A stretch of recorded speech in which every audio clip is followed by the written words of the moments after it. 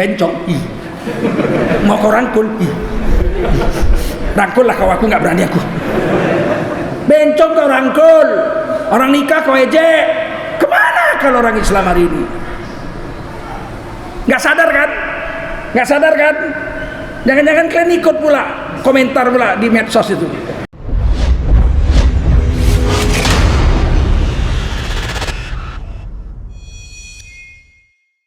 Ini rusak cara berpikir ini. Yang sialnya orang Islam ikut-ikut. Ulama-ulama Islam ada pula yang ikut-ikut. Pemimpin itu tidak boleh dikritik. Jadi membebek aja kau sama dia. Hah? Kalau salah ya kita kritik. Dijamin Undang-Undang Dasar 45 pasal 28 kita boleh berkumpul dan mengeluarkan pendapat. Boleh. Nggak setuju aku dengan SKB 3 menteri. Nggak boleh, tangkap. Dilindungi pasal 28 Undang-Undang Dasar 45. Saya tidak setuju dengan SKB 3 menteri yang baru terbit ini. Kenapa Tengku karena nggak setuju? Karena memberi kesempatan kepada siswi-siswi yang muslimah untuk mematuhi Allah. Boleh pakai kerudung dari SD sampai SMA 12 tahun pakai kerudung boleh, nggak boleh dilarang, tapi tidak boleh diwajibkan pakai kerudung siswi-siswi yang ada di sekolah negeri. Artinya kan dua itu, mau mentaati Allah pakai kerudung 12 tahun dari SD sampai SMA boleh, mau buka aurat membangkangi Allah dan Rasulnya 12 tahun pakai rok mini boleh. Ini kan bahaya ini. Berarti sekolah di negara kita ini tidak Pancasila, tidak berketuhanan Maha Esa. Kenapa? Memberi kesempatan muslimah-muslimah untuk membuka auratnya, nggak boleh dilarang. Diwajibkan nggak boleh, dilarang nggak boleh. Itu terserah saja. Kalau dia mau pakai kerudung silakan, kalau dia mau pakai rok pendek silakan. Itu bukan pendidikan itu. Pendidikan itu tidak boleh dipaksa. Loh, pendidikan itu memaksa. Memaksa anak didiknya untuk baik dipaksa. Nabi mengatakan mendidik itu dipaksa. Muru auladakum bis-shalah wa hum abna'u sab'i sinin. Perintahkan anakmu untuk sholat umur 7 tahun. Wadribuhum wa hum abna'u ashrin. Pukul anakmu itu kalau enggak sholat ketika usia 10 tahun. Kan dipaksa itu. Laki-laki umur 10 tahun belum akil baligh, belum wajib sholat, betul. Tapi kenapa dipukul? Karena sudah 3 tahun diajari. Boleh dipaksa, boleh dipaksa anak kita. Namanya mendidik. Anak kita wajibkan puasa Ramadan, nangis-nangis dia, lapar lapar, sama mama ujung lapar juga. Makan sabar kau nak, ini perintah Allah. Dipaksa dia puasa. Itu kan mendidik, betul? Nggak boleh tangkap, melanggar hak asasi manusia, menyiksa anak, penjara begitu. Ku cabut kumis kau nanti. Seenakmu aja kau. Nggak bisa kita melawan Nabi, betul? Anehnya pakai kerudung, pakai jilbab boleh, tapi jangan diwajibkan. Kalau dia sekolah nggak pakai jilbab boleh juga. Kan berarti dua itu, mau mentaati Allah boleh, mau membangkang Allah boleh. Bukan pendidikan namanya itu. Ya yang penting kan jangan dipaksa Pak, mendidik nggak boleh dipaksa. Kenapa pakai pakaian seragam kau paksa? Kenapa anak sekolah itu harus pakai baju seragam? Biarkanlah dia pakai baju suka hatinya, pakai celana monyet, pakai daster. Kenapa dilarang?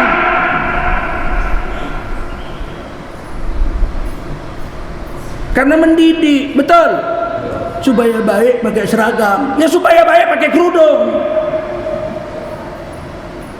Nggak konsisten.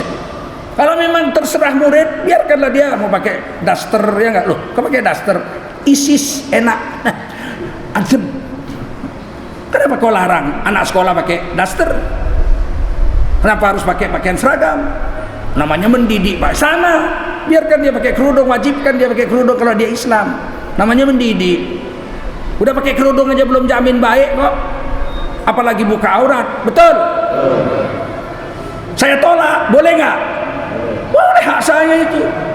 Tangkap saya, nggak bisa ditangkap. pasal 28 Undang-Undang Dasar 45 mendukung untuk bicara setuju atau tidak dengan aturan negara.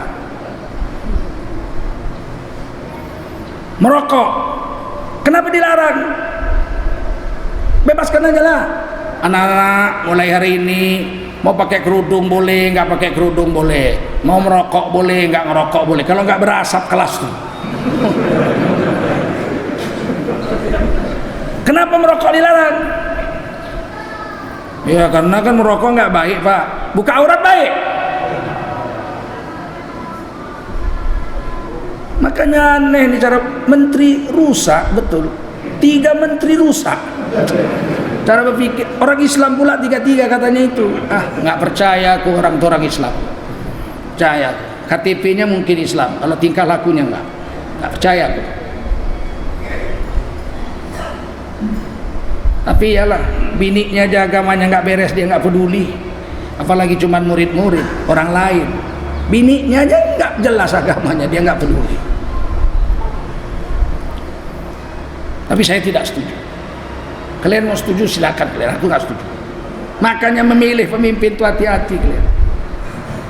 Siapa yang bilang nggak boleh saya kritik? Boleh nggak? Ada kiai bilang, ulama itu bilang gini, pemimpin tuh nggak boleh dikritik, apalagi di demo, disepak aja boleh. Nggak percaya? Aku kasih contohnya. Sholat berjemaah, semua makmum wajib ikut imam. Setuju? Tadi imamnya sujud sajadah, kita ikut nggak? Sujud sajadah wajib apa sunat? Ikut nggak? Kenapa kita ikut sujud sajadah? Karena imamnya sujud, betul? Imam wajib diikuti, diangkat untuk diikuti, dipatuhi. Satu hari imamnya sholat isya, Allahu Akbar, nggak baca Fatihah, langsung wadduha, wadduha walaili idza saja. Kita diam aja, haram mengkritik, begitu. Apalagi protes. Ya, kita protes lah. Cara protesnya diajar Nabi, subhanallah, betul. Ma wadda'aka rabbuka wa ma qala. Separuh masjid bilang subhanallah, walal akhiratu khairul laka minal ula. Tangkap tengkuknya, sepakkan ke pinggir. Tukar imam, betul. Siapa bilang nggak boleh diprotes? Disepak aja boleh. Kalau melanggar aturan, betul. Kalau melanggar undang-undang, sepak ke pinggir. Hati-hati jadi ustadz, jangan asal-asalan. Kalau mau menjilat jangan bawa-bawa agama. Malu sama Allah, malu sama Rasul.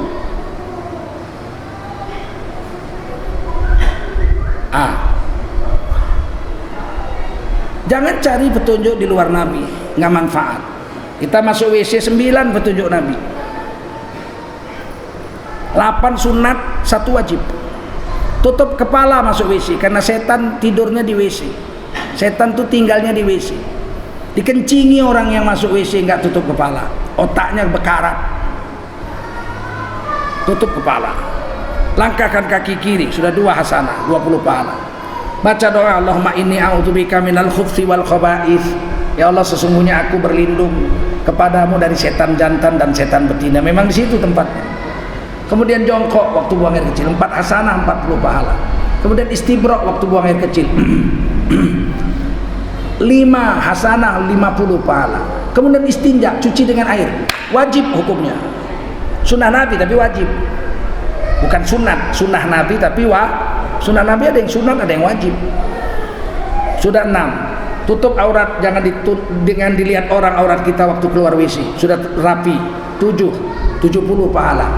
Langkahkan kaki kanan keluar WC, 8 hasanah, 80 pahala. Baca doa setelah keluar, alhamdulillahilladzi adhaba anil adza wa afani. Maka selama di WC dia dapat 9 hasanah, 90 pahala. Bisa aja kita masuk WC cara Jet Li sambil salto, tapi manfaatnya nggak ada apa-apa. Silap-silap terpeleset, kepalanya duluan masuk lubang. Pahala nggak ada, walaupun tidak haram, betul. Sekarang kita mau pilih cara Nabi atau cara orang lain. Betul. Pilih anggota DPR, pilih yang soleh apa pilih yang bayar? Diam kalian. Pilih bupati yang soleh apa yang bayar?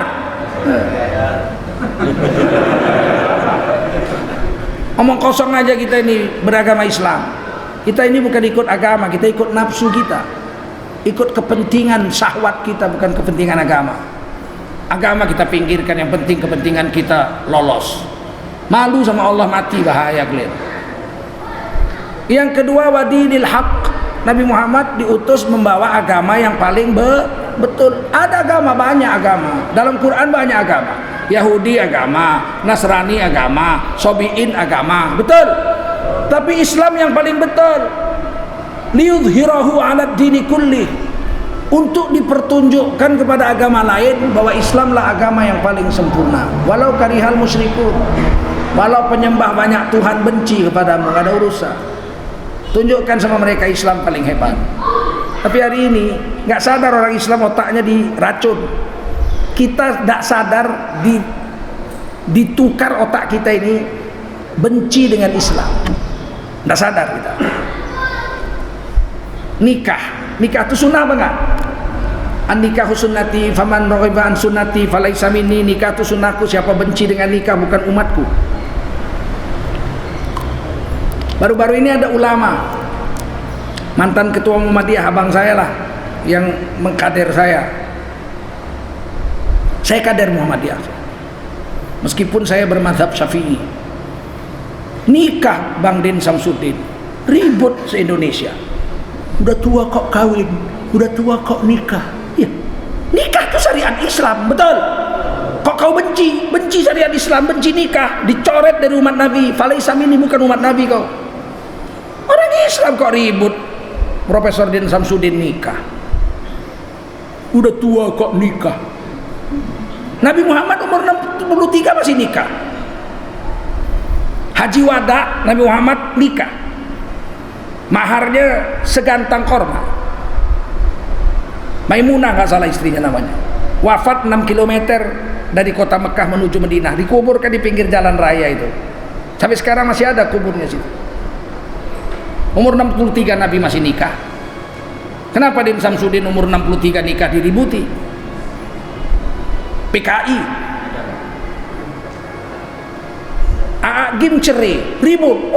Ulama kok cerai? Kalau cerai kenapa? Kan cerai syariat Islam. Atau laku marotan, cerai itu 2 kali. Betul? Quran yang bilang. Betul? Betul? Jadi kenapa ribut? Dia yang tahu urusan rumah tangga dia, bukan kita. Ulama itu nggak boleh cerai, walaupun istrinya jahat, harus dibina. Banyak kali cakap kau.